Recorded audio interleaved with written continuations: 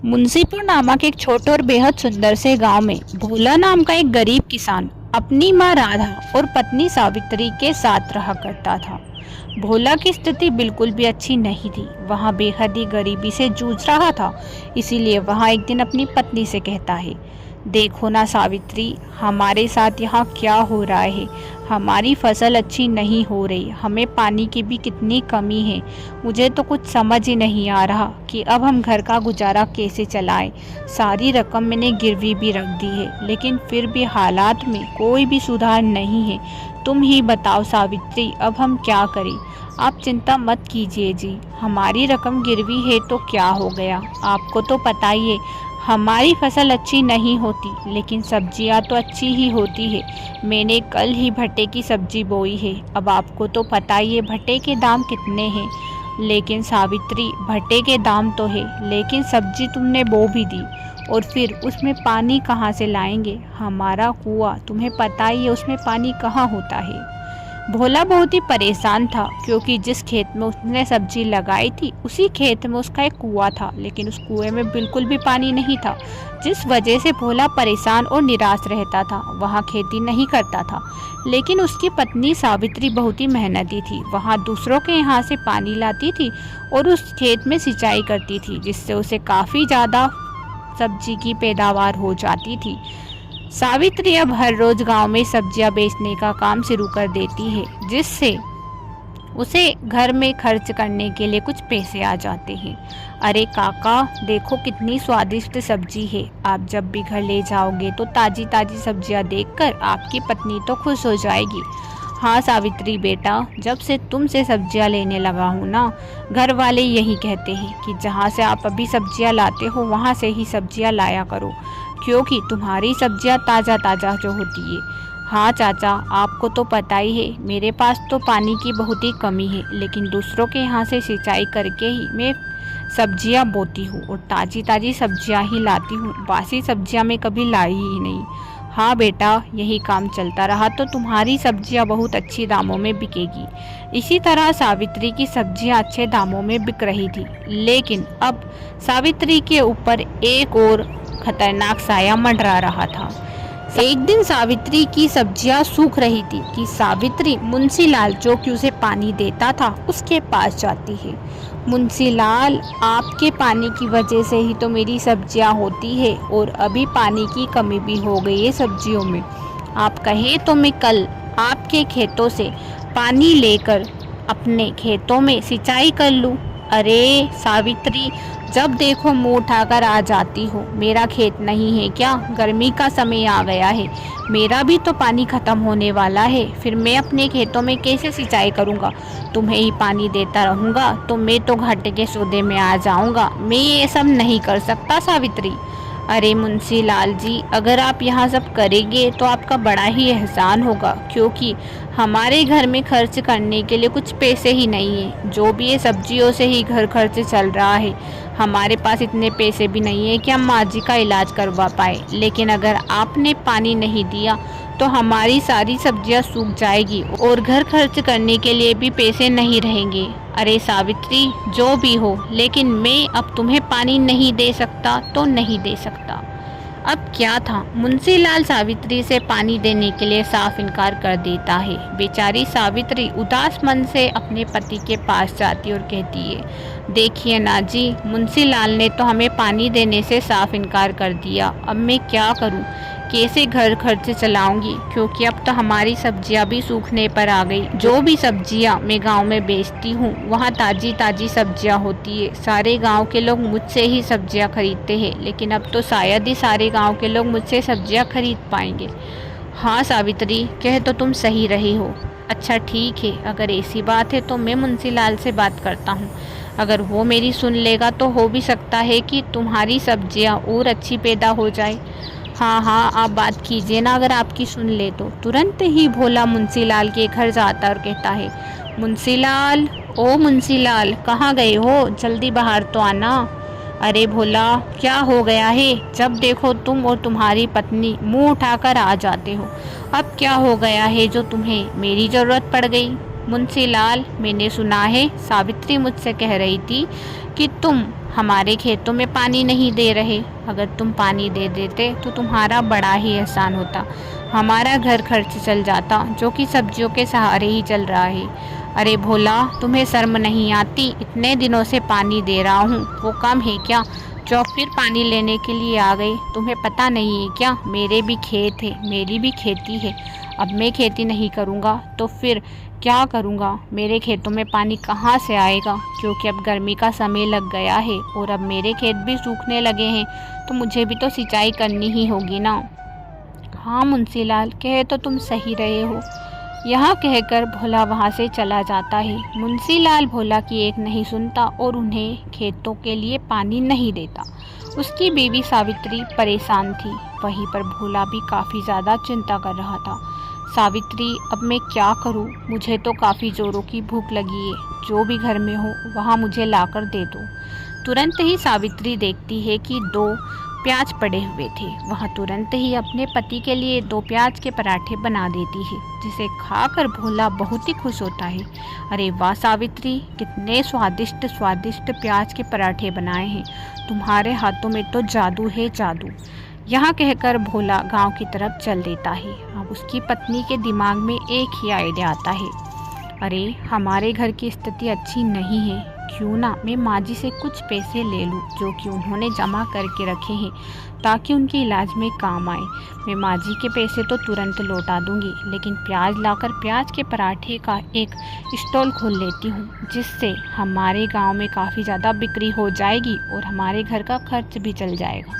तुरंत ही सावित्री अपनी सास के पास जाती और कहती है, माँ जी, आपको तो पता ही है मेरी सब्जियों का कारोबार बिल्कुल ठप हो गया है। इतने दिनों से मैं जो मेहनत कर रही थी, अब कुछ भी नहीं बचा। अगर आप मुझ पर एक एहसान कर दे तो आपकी बड़ी ही कृपा होगी। अरे बेटा, क्या बात कर रही है? ये भी कोई पूछने वाली बात है? मैं तेरी सास हूँ, जो भी तू करती है इस घर के लिए ही करती है।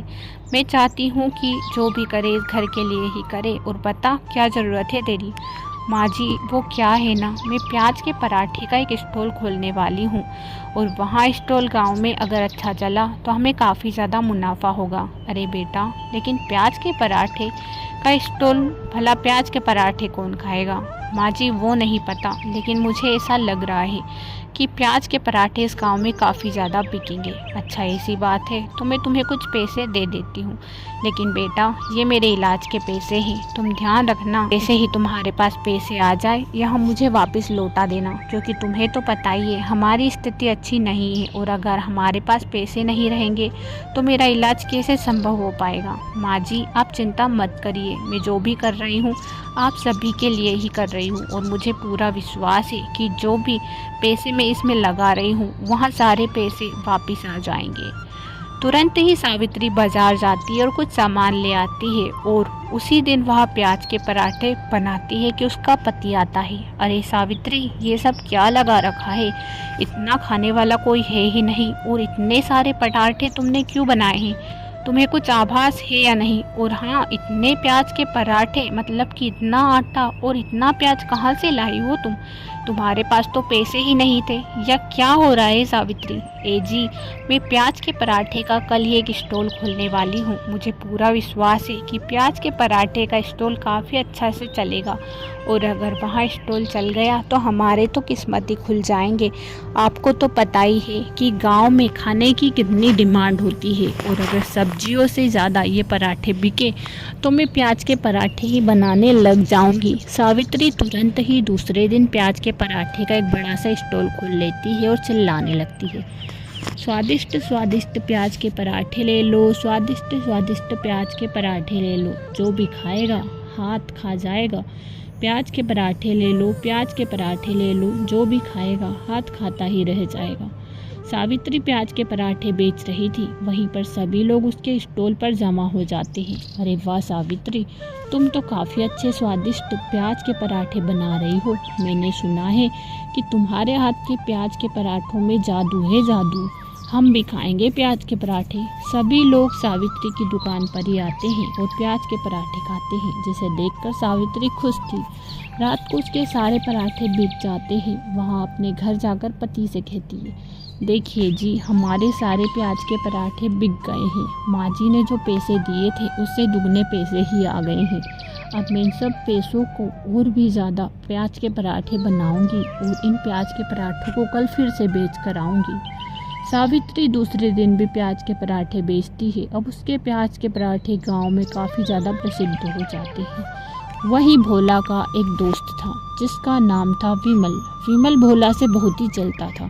वहाँ देखता है कि भोला की काफ़ी ज़्यादा तरक्की हो रही है, तो वहाँ उसकी पत्नी से कहता है, अरे भाग्यवान, ये भोला तो आगे ही बढ़ता जा रहा है। इसकी बीवी ने प्याज के पराठे बेचने लग गई और इन प्याज के पराठों से तो यहाँ काफ़ी ज़्यादा मुनाफा भी कमा रहा है। मैं नहीं चाहता कि यहाँ और भी ज़्यादा प्याज के पराठे बेचे, क्योंकि अगर इसने और प्याज के पराठे बेचे तो यहाँ तो हमसे भी ज़्यादा धनवान बन जाएगा और मैं यहाँ बिल्कुल भी नहीं चाहता। कहे तो आप बिल्कुल सही रहे हो, मैं भी नहीं चाहती कि सावित्री हमसे ज़्यादा पैसे वाली बन जाए। गांव में उसके प्याज के पराठों की काफ़ी ज़्यादा चर्चा है, लेकिन मैं नहीं चाहती कि उसके प्याज के पराठे बिके। चाहे कुछ भी हो जाए, हमें कुछ न कुछ तो करना ही होगा। हाँ भाग्यवान, कह तो सही रही हो, लेकिन हम इन्हें आगे नहीं बढ़ने देंगे, चाहे कुछ भी क्यों ना हो जाए। दोनों पति पत्नी आपस में काफ़ी देर तक दोनों सावित्री और भोला की बातें करते हैं। ऐसे ही कुछ समय बीतता चला जाता है कि एक दिन भोला के पास गांव के मुखिया आते हैं। अरे भोला, कहाँ गए, सुनते हो या नहीं? हाँ सरपंच जी, क्या हो गया? आपका आना अचानक से कैसे हुआ? अरे भोला, मैंने सुना है कि तुम्हारी बीवी काफ़ी ज़्यादा अच्छे प्याज के पराठे बनाती है। अगर ऐसा है तो मेरी बेटी की कुछ ही दिनों बाद शादी है। मैं चाहता हूँ कि तुम 1000 प्याज के पराठे बना दो और 1000 प्याज के पराठे बनाकर मेरी बेटी की शादी में पहुँचा देना। इससे मैं तुम्हें काफ़ी ज़्यादा पैसे दूंगा। तुम्हें पता है, सारे लोग कह रहे हैं कि सावित्री के हाथ के ही प्याज के पराठे शादी में मिल जाए तो मज़ा ही आ जाएगा। तो मैं यही चाहता हूँ कि गांव वालों को मैं प्याज के पराठे ही खिलाऊं। अब क्या था, भोला बेहद ही ज़्यादा खुश हो जाता है। अरे वाह सावित्री, तुम्हारे प्याज के पराठों की वजह से तो सारे गांव में हमारा नाम हो गया है। सभी लोग यही चाहते हैं कि प्याज के पराठे बनाओ और बेचो और हमें कितना मुनाफा हो रहा है। हाँ जी, आपको पता है मेरे पास काफ़ी ज़्यादा पैसे हो गए हैं, जिससे मैंने मुन्नी की फ़ीस भी भर दी है और माँ जी के इलाज का खर्चा भी निकाल लिया है और बाकी के पैसे माँ जी को भी दे दिए हैं। आपको पता है हमारे पास फिर भी इतने पैसे हैं कि हम 1000 प्याज के पराठे आराम से बना सकते हैं और एक क्या, मैं 1200 प्याज के पराठे बनाऊंगी, ताकि अगर और ज़रूरत हो तो हमें बनाने की ज़रूरत ना पड़े। सावित्री उस दिन बेहद ज़्यादा खुश थी, लेकिन इधर विमल चाल चल रहा था। अरे तुम्हें पता है, आज सरपंच जी ने भोला से कहा है कि 1000 प्याज के पराठे बनाना, वो भी उसकी बेटी की शादी में। चाहे कुछ भी हो जाए, मैं भोला को 1000 प्याज के पराठे नहीं बनाने दूंगा। अगर ऐसा हुआ तो वहाँ तो काफ़ी ज़्यादा पैसे वाला बन जाएगा और सरपंच जी भी उसकी काफ़ी ज़्यादा तारीफ़ कर रहे थे। मैं ऐसा बिल्कुल भी नहीं होने दूंगा, अब तो चाहे जो भी हो जाए।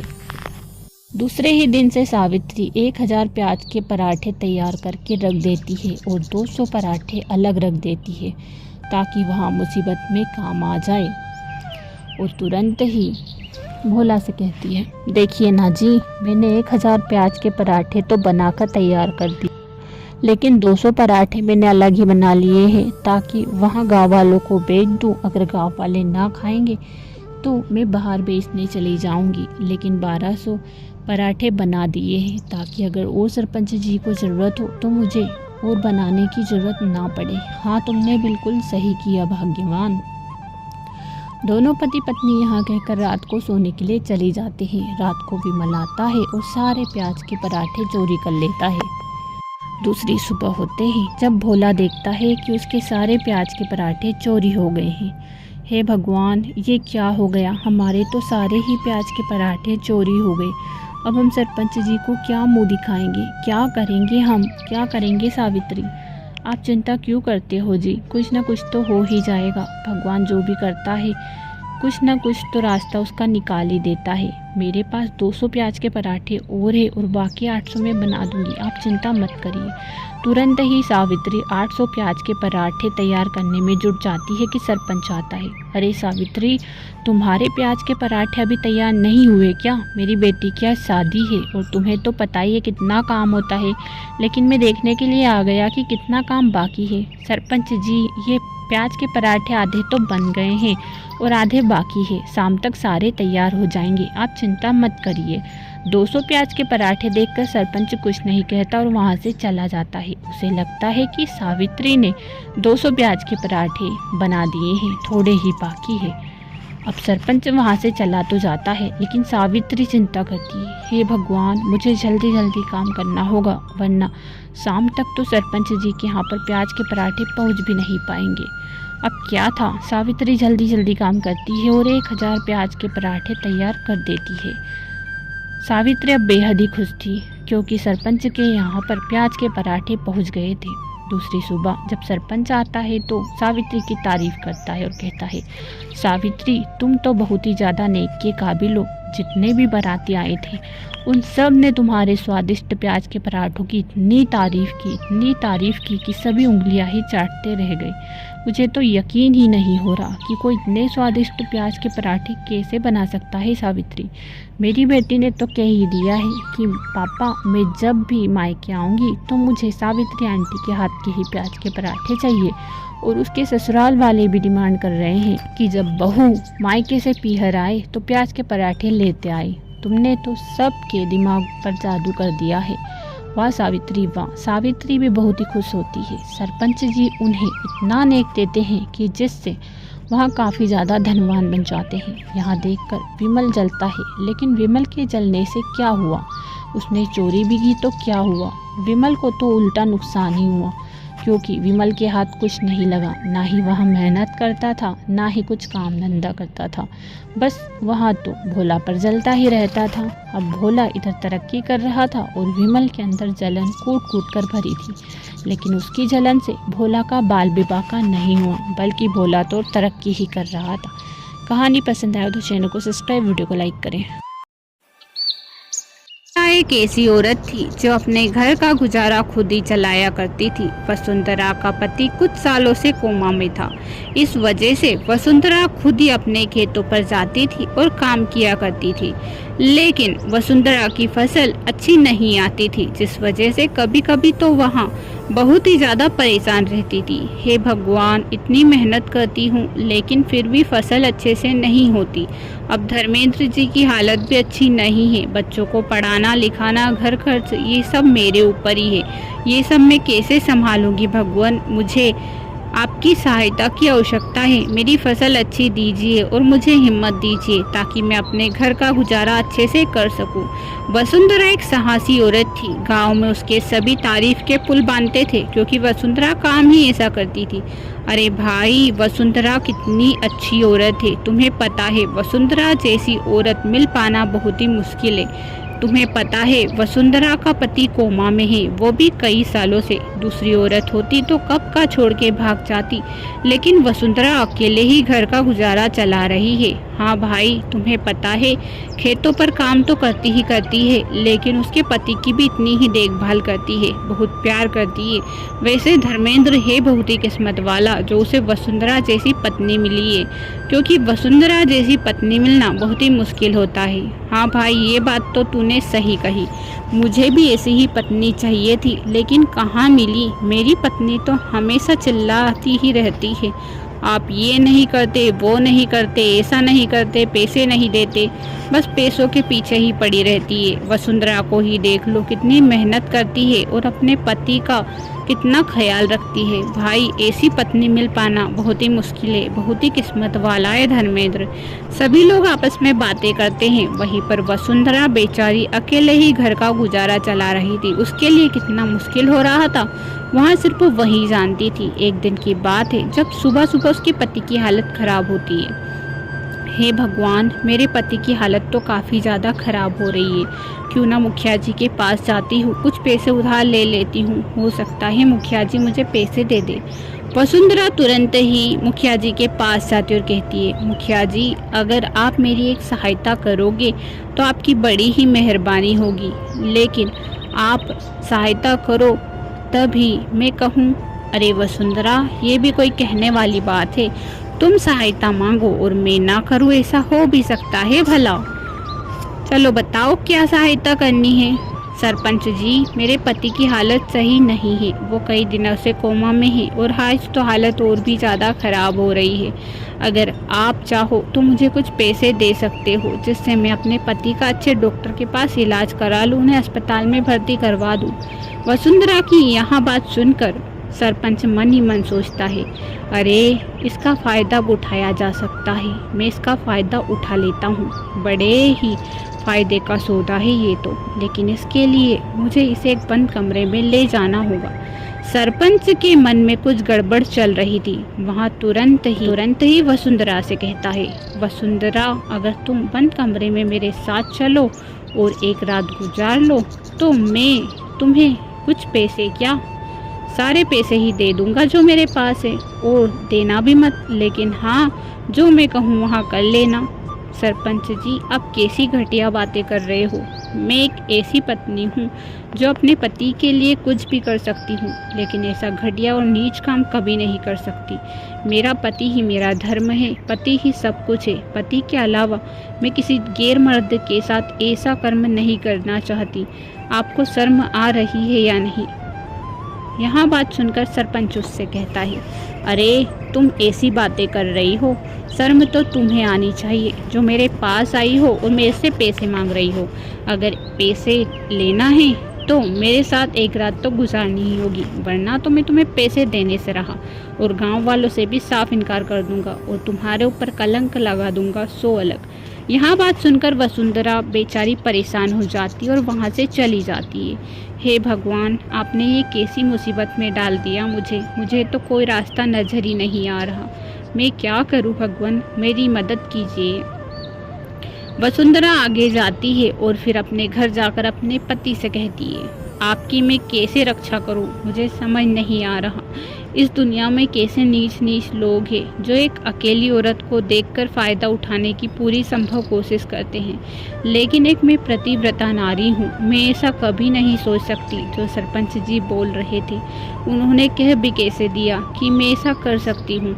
मुझे तो सरपंच जी पर शर्म आती है, चाहे कुछ भी हो जाए मैं उनके कर्मों की सज़ा तो उनको दिला कर ही रहूँगी, लेकिन पहले मुझे आपको सही करना होगा। वसुंधरा बेचारी परेशान अपने मायके की तरफ जाती है। मायके में उसकी माँ से कहती है, माँ मुझे मदद की काफ़ी ज़्यादा ज़रूरत है, अगर आप मेरी मदद कर दोगी तो आपका बड़ा ही एहसान होगा। माँ मैं बड़ी ही मुसीबत में हूँ।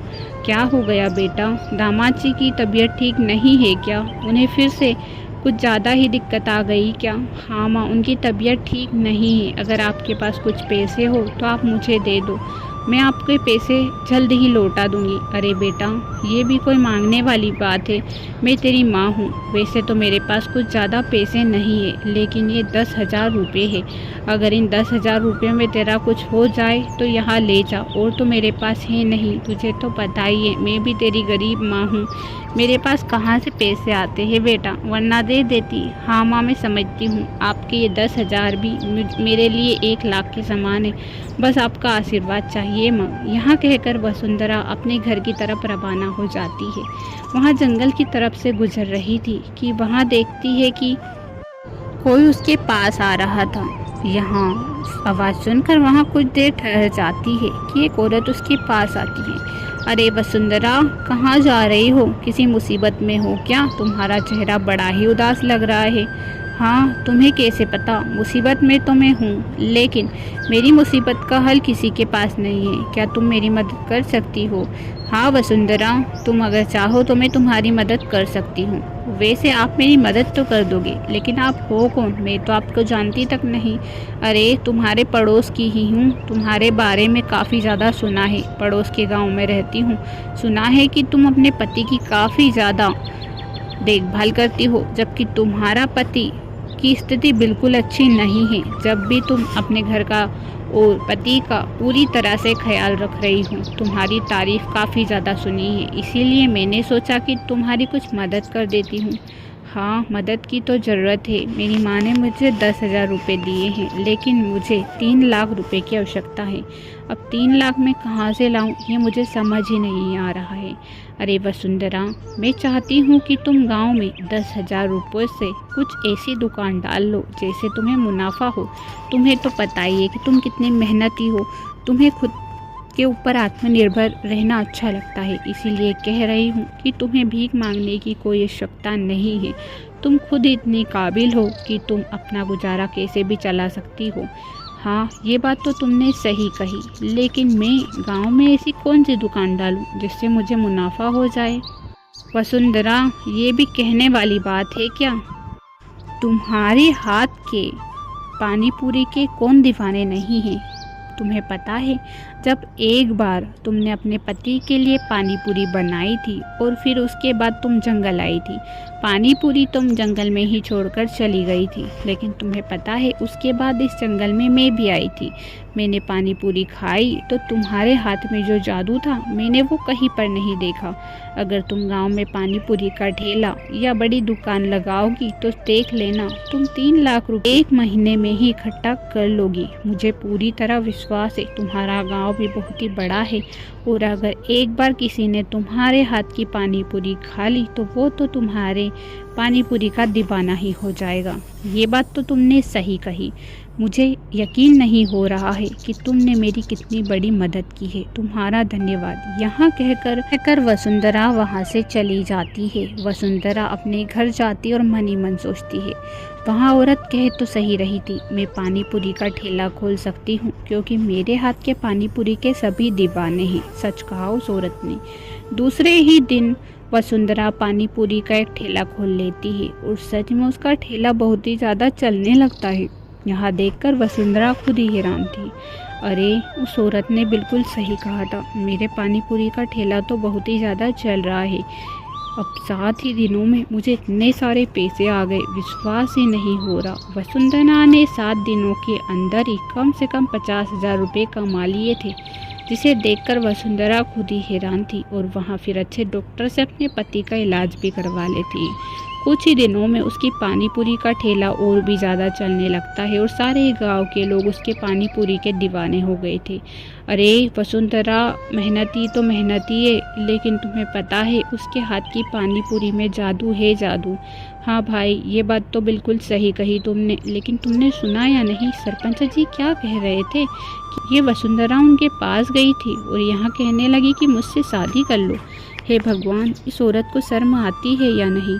नहीं भाई, मैं तो यहाँ बात नहीं मानता। वसुंधरा जैसी औरत यहाँ नहीं कर सकती। मुझे तो सरपंच जी की नीयत में ही खोट नज़र आती है। वहाँ जब औरतों को देखता है तभी तुम समझ लिया करो कि उसकी नीयत में कितनी खोट है। वसुंधरा को ज़रूरत होगी तो उसने उससे गलत डिमांड करी होगी और उसी के बाद जब वसुंधरा ने मना कर दिया तो वह सरपंच उसे गाँव में बदनाम करना चाहता है। हाँ भाई, ये बात तुमने सही कही। यहाँ सारी बातें वसुंधरा सुन रही थी। वसुंधरा मन ही मन सोचती है, सरपंच जी मुझे गांव में इस तरह जलील कर रहा है, लेकिन चाहे कुछ भी हो जाए मुझे सरपंच जी की पोल खोलनी ही होगी और उन्हें अब मुझे जेल भेजना ही होगा, क्योंकि उन्होंने मेरे साथ जो गलत किया है वहाँ भगवान किसी औरत के साथ ना करे, लेकिन उसे उसके कर्मों का दंड तो मिलना ही चाहिए। वसुंधरा का पति अब बिल्कुल सही हो गया था। वसुंधरा अपने पति को सारी बात बता देती है। उसका पति कहता है, हे भगवान वसुंधरा, मैं बीमार था तो तुमने कितनी मुसीबतों को सहन किया, लेकिन भगवान ने ही तुम्हारी मदद की। वहाँ औरत जो कि जंगल में आई थी उसका धन्यवाद करना चाहिए जो तुम्हारी मदद की। सबसे पहले तो हम मुखिया जी को दंड दिलवाएंगे, उसके बाद उस औरत के पास चलेंगे। दोनों पति पत्नी मुखिया जी के पास जाते हैं और कहते हैं, मुखिया जी, आपने हमारे साथ बहुत ही गलत किया। मेरी पत्नी के साथ इतना गलत करना अच्छी बात नहीं है। किसी औरत का फ़ायदा उठाना भी अच्छी बात नहीं होती। अरे, तुम्हारी पत्नी ने जो मेरे साथ किया उसका क्या? अरे सरपंच जी, आप ऐसा कैसे बोल सकते हो? जब मैं आई थी तब मैंने आपसे सिर्फ पैसे ही मांगे थे, कुछ गलत बात नहीं की थी। हाँ, वो तो मुझे पता है, गलत मैं ही हूँ, लेकिन गांव वालों की नज़र में तुम गिर चुकी हो। मुझे पता है कि मैंने ही तुमसे कहा था, लेकिन अब चाहे जो भी हो जाए, बदनाम तो तुम हो गई हो। नहीं सरपंच जी, सब कुछ गांव वाले सुन रहे हैं, क्योंकि सब बाहर खड़े हैं और अब पुलिस तुम्हारा इंतज़ार कर रही है। सारे गांव वाले बाहर खड़े थे और सारी सच्चाई वसुंधरा गांव वालों को बता चुकी थी। पुलिस ने भी सब कुछ सुन लिया था, इसलिए सरपंच को वहाँ जेल ले जाता है और वसुंधरा की फिर से सभी लोग तारीफ करते हैं। अब वसुंधरा उस जंगल वाली औरत के पास जाती है, उस गांव में जाती है, लेकिन उसे कोई नहीं मिलता, क्योंकि वहाँ औरत एक मदद के रूप में आई थी। पता नहीं वहाँ कौन थी जो वसुंधरा की मदद कर रही थी।